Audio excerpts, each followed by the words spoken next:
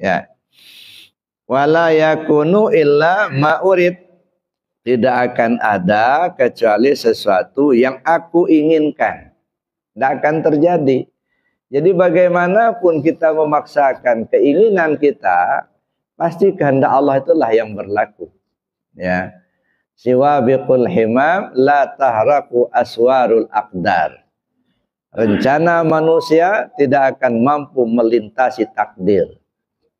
Nah, disinilah timbul yang namanya keyakinan atau aliran, intiqad. Ya, ada namanya aliran qadariyah, ada aliran jabariyah, ada aliran ahlus sunnah. Nah, jadi timbul 3 aliran. Nah, dalam kita mengimplementasikan kehendak kita tadi. Nah, yang pertama yang disebut aliran qadariyah. Aliran qadariyah ini artinya merasa punya kuasa sendiri. Bapak ini kaya benar ini, banyak duitnya, rumahnya bagus, mobil mewah. Ya deh. Oh, siapa dulu saya? Saya kan ahli ekonomi. Saya bekerja keras, makanya saya mendapatkan ini. Kalau saya nggak bekerja, kalau nggak saya sekolah, mungkin saya mendapatkan ini. Nah, jadi merasa dirinya punya kemampuan sendiri. Dia tidak tahu, ya bahkan tidak mengaitkan sama sekali sama Allah. Orang yang punya keyakinan seperti ini seringkali berpendapat Tuhan tidak boleh ikut campur dan urusan manusia. Nah, hebat itu kan.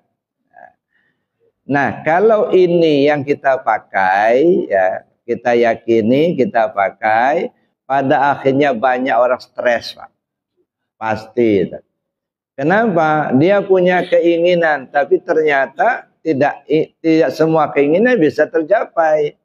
Keinginan Allah itulah yang berlaku. Maka tidak heran kalau ada orang dulu ya deh, sampai menjatuhkan dirinya dari gedung lantai sampai lantai 17. Naik dia ke atas, terjun ke bawah, hancur lebur dirinya. Kenapa?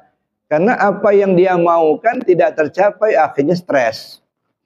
Nah, makanya aliran qadariyah ini tidak dapat menyelamatkan. Nah, kenapa? Karena manusia merasa punya kemampuan, sementara apa yang dia dapatkan tidak selalu apa yang dia inginkan. Nah, itu yang pertama, aliran qadariyah. Yang kedua, aliran jabariyah. Kalau aliran jabariyah ini selalu nyerahkan semuanya sama Tuhan. Nah, sehingga dia melakukan apapun yang dia maukan, dia selalu sandarkan kepada Tuhan. Ya. Bapak ini maling. Kenapa Pak maling? Ya Allah sudah tentukan saya maling. Ya sudah. Jadi dia tidak merasa berdosa. Kata Bapak ini ya kok misalnya perbuatan zina, ya Allah sudah tentukan saya ini zina. Nah, begitulah. Jadi semua perbuatan yang dia lakukan, dia tidak merasa bahwa dia punya kemampuan untuk melakukan, tapi semua disandarkan sama Tuhan. Ini namanya jabariyah. Sampai-sampai dia tidak segan-segan untuk mengambil harta orang lain. Maka sering saya ceritakan, di suatu kampung itu ada orang jabariyah ini Pak. Nggak banyak, cuma 3 orang. Ya, cuman yang 3 ini yang rusak. Ya, duduk-duduk mereka di pinggir jalan. Kalau di Jumat mereka duduk di pinggir jalan itu, melihat orang lewat. Itu kan pinggir jalan di depan rumah itu biasanya kalau bahasa kampungnya pepanca. Nah, jadi itu ada tempat duduk-duduk lah gitu. Berkumpul mereka. Ya, lewatlah ada bapak-bapak mau ke masjid. Nah, dinyak sama mereka. Ya, masih ya. Ya, menghadap matahari terbenam katanya. Nah, dinyak sama mereka. Kalau kami enggak katanya. Ini sudah kehendak Allah ini begini. Nah, pada satu waktu dia naik ke kebun orang, Pak. Sampai di kebun itu kebetulan masih musim duren. Kayak sekarang. Nah, kemarin tuh kata jamaah, duren di sana gede-gede banyak katanya bagus. Saya nggak percaya sebenarnya sebelum saya lihat betul itu. Benar nggak ada doren itu. Kalau Bapak bawa ke sini dorennya di sana banyak, baru saya percaya. Kalau dia cerita aja nggak percaya saya. Ya. Naiklah dia kebun orang, kebetulan di kebun itu ada batang doren yang lagi lebat Pak, dorennya itu. Udah mangkal-mangkal, sudah bisa diunduh. So, kalau di kampung itu dulu Pak, nggak biasa diunduh-unduh itu. Ya, dijatuh sendiri sampai-sampai kalau malam itu ya ditunggu Pak. Saya mengalami waktu masih anak-anak dulu. Ya, kalau sudah mulai jatuhan doren minap di kebun itu pakai senter yang batu 5. Ya. Pernah dulu kejadiannya. Kami anak-anak lah minap di kebun sama ayah ya. Pas jam 12 malam celebuk. Nah, kayaknya gede benar ini. Nah, mulai namanya anak-anak itu ya. Terus jari di bawah batang itu pakai senter itu. Ketemu Pak. Ketemu doren itu gede memang. Tapi itulah namanya anak-anak. Kemarin sore rupanya ada yang berak di situ. Pas di tengah-tengah itu pula jatuhnya. Masya Allah. Pas di tengah-tengah itu. Tapi untunglah doren itu masih punya kulit. Nah, diambil, dibersih-bersihin gitu ya. Udah dibersihin, besok paginya dibuka, enak juga Pak.